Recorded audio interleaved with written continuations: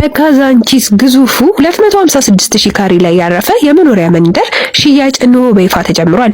የመኖሪያ መንደር ምን ያካተተ ነው ብለው ቢጠይቁን ደረጃውን የጠበቀ ሞል፣ የንግድ ሱቆችን፣ አንደኛ ደረጃ ትምህርት ቤት፣ የጤና ማዕከል፣ የመጫወቻ ቦታዎችን፣ አረንጓዴ ቦታዎች እንዲሁም ለእግረኛና ለብስክሌት ተጠቃሚ ምቹ የሆነ መንገድን ያካተተ ነው።